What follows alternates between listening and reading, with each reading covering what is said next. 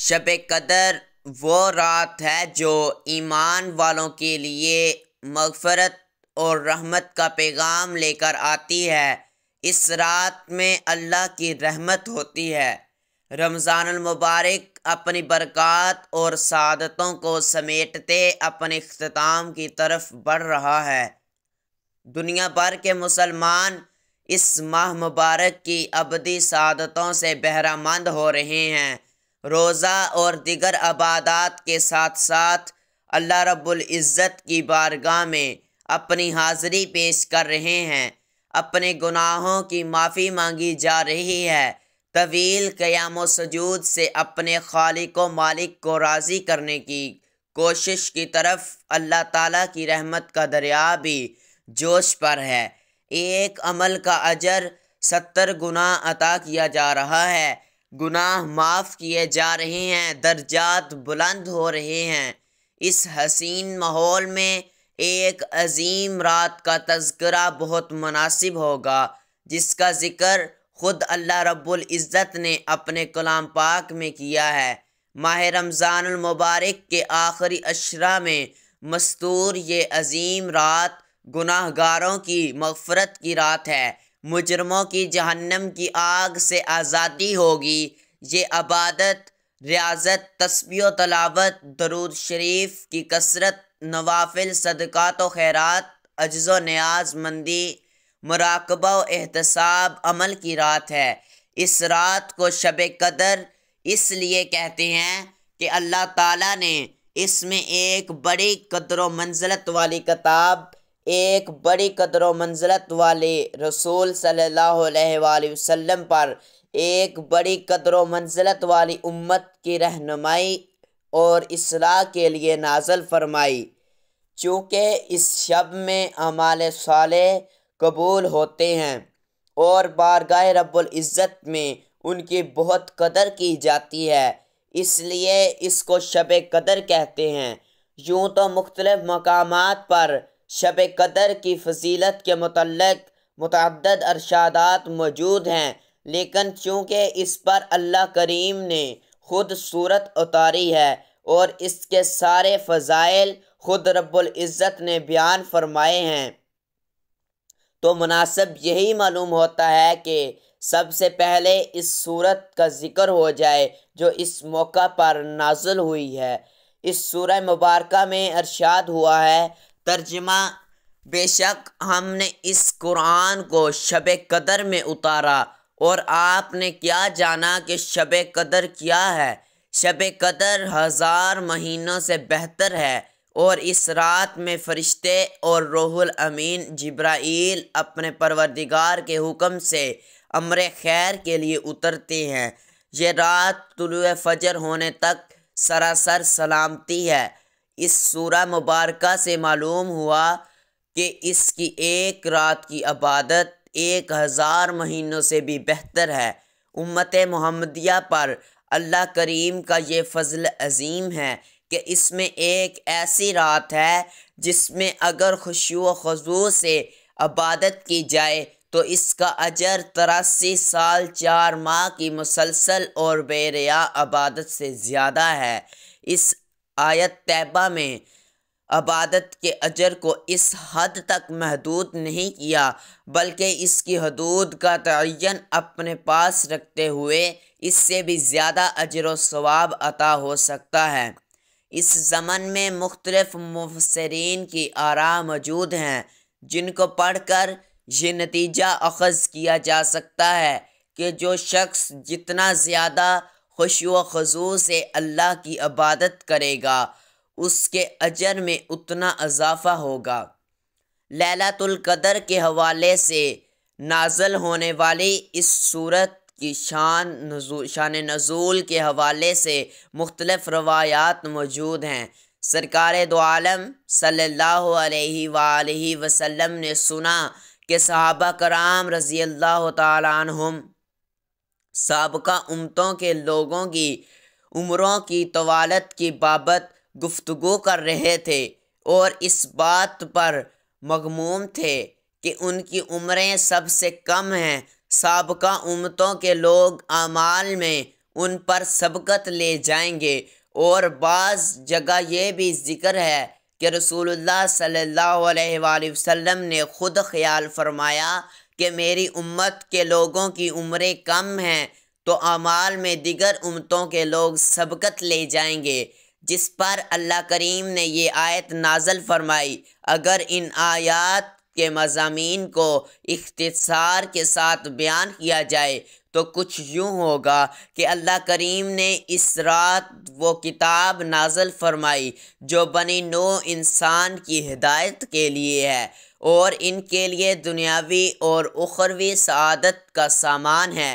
اس سورہ مبارکہ میں لیلۃ القدر کی فضیلت کو سوالیہ انداز میں بیان کیا گیا ہے اور اس کی اہمیت کو اجاگر کیا گیا ہے۔ اس میں امت مسلمہ کو خوشخبری دی گئی ہے کہ اگر تم اس ایک رات میں عبادت کرو گے تو آپ کو 1000 مہینوں کا اجر و ثواب ملے گا۔ اس رات میں فرشتے نازل ہوتے ہیں اور اللہ کی طرف سے خیر و برکت لے کر آتے ہیں اور یہ سلسلہ طلوع فجر تک جاری رہتا ہے۔ حضرت عبادہ بن صامت رضی اللہ تعالیٰ عنہ سے کی جانے والی ایک روایت میں شب قدر کی درج ذیل علامات بیان کی گئی ہیں۔ یہ رات چمکدار اور صاف ہوتی ہے، نہ زیادہ گرم اور نہ زیادہ سرد، بلکہ خوشبودار اور معتدل ہوتی ہے۔ اس رات میں آسمان کی طرف نگاہ اٹھا کر دیکھنے سے دل میں سرور کی کیفیت پیدا ہوتی ہے۔ اس رات میں شیاطین کو آسمان سے پتھر نہیں مارے جاتے۔ شب قدر کے بعد آنے والی صبح کے سورج میں گرمی اور تیزی نہیں ہوتی۔ بعض بزرگوں نے اس رات میں درختوں کو سجدہ کرتے بھی دیکھا ہے، جبکہ یہ بھی بیان کیا گیا ہے کہ اس رات میں کھارا پانی میٹھا ہو جاتا ہے۔ شب قدر پوشیدہ کیوں ہے؟ اللہ تعالیٰ اور اس کے پیارے حبیب صلی اللہ علیہ وآلہ وسلم کا کوئی بھی کام خالی از حکمت نہیں ہوتا۔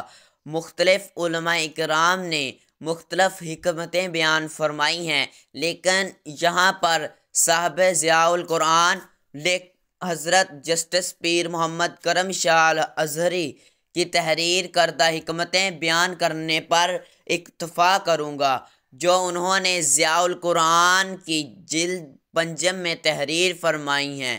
آپ فرماتے ہیں کہ لاس کو متعین نہ کرنے میں بھی کئی حکمتیں ہیں، تاکہ مسلمان اس رات کی تلاش میں زیادہ نہیں تو کم سے کم 5 تاک راتیں اللہ تعالیٰ کے ذکر اور عبادت میں گزاریں۔ اگر رات متعین کر دی جاتی تو لوگ صرف اسی رات کو جاگتے اور عبادت کرتے، نیز اگر اس رات کو مقرر کر دیا جاتا تو اس ذکر و برکت میں گزارنے والے تو اجر عظیم کے مستحق قرار پاتے، لیکن اسے گناہوں میں صرف کرنے والے بھی سنگین سزا میں مبتلا کیے جاتے، کیونکہ انہوں نے شب قدر کو جانتے ہوئے اسے خدا کی نافرمانی میں ضائع کر دیا۔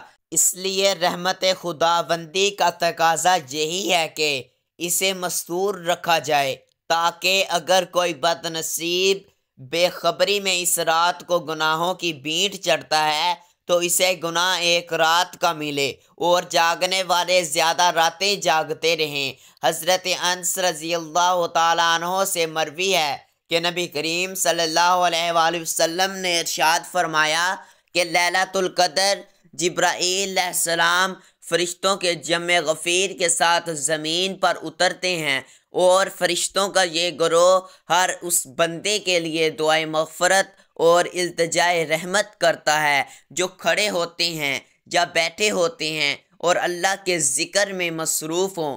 ایک اور روایت میں ہے کہ ان لوگوں سے مصافحہ کرتے ہیں جو اللہ کی عبادت میں مصروف عمل ہوتے ہیں۔ حضور اکرم صلی اللہ علیہ وآلہ وسلم رمضان المبارک کے آخری عشرہ کے لیے خصوصی اہتمام فرماتے۔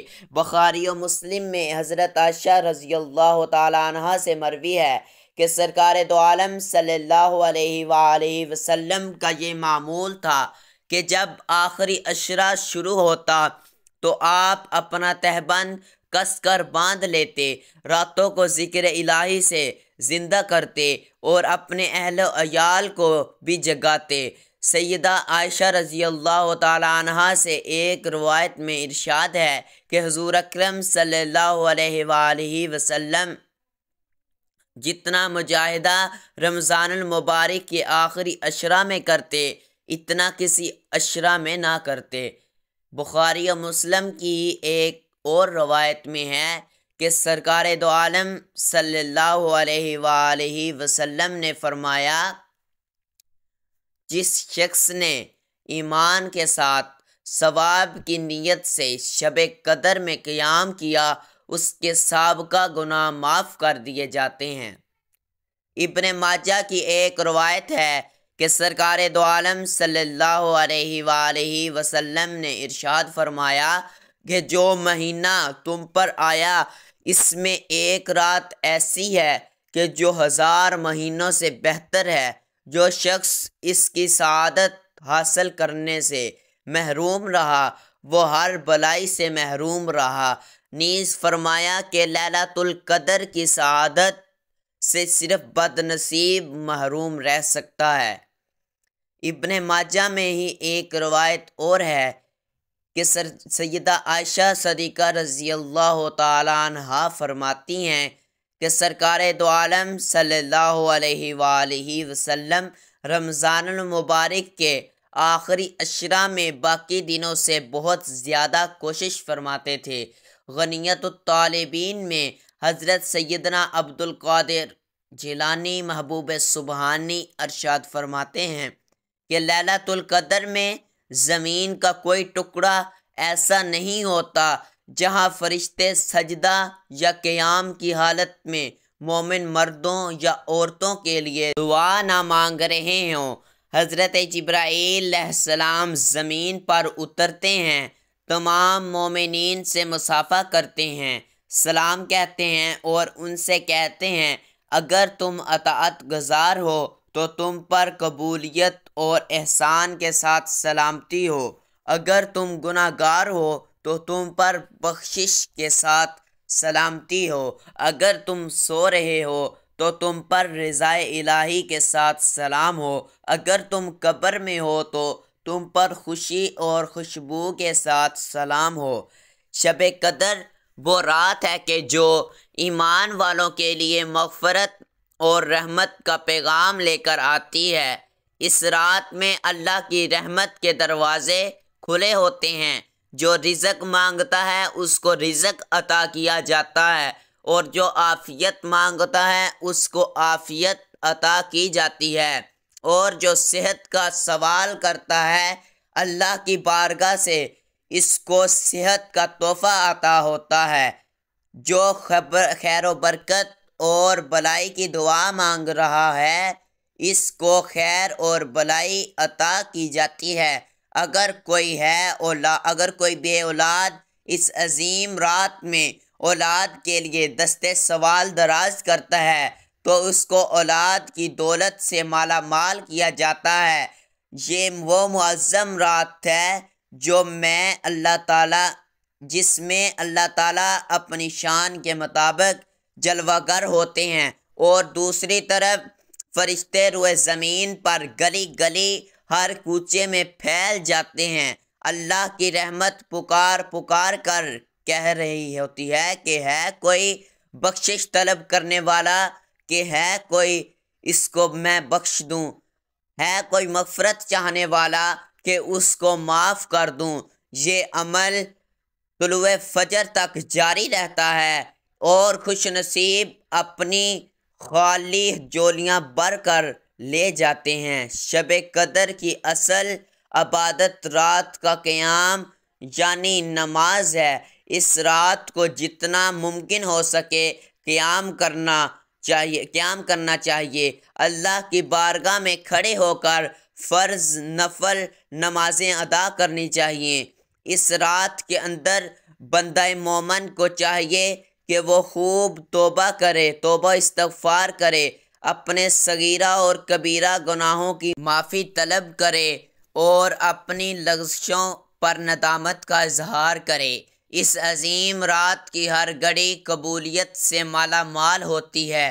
ہر لمحہ اللہ کریم کی توجہ اور رحمت کا دریا جوبن پر ہوتا ہے۔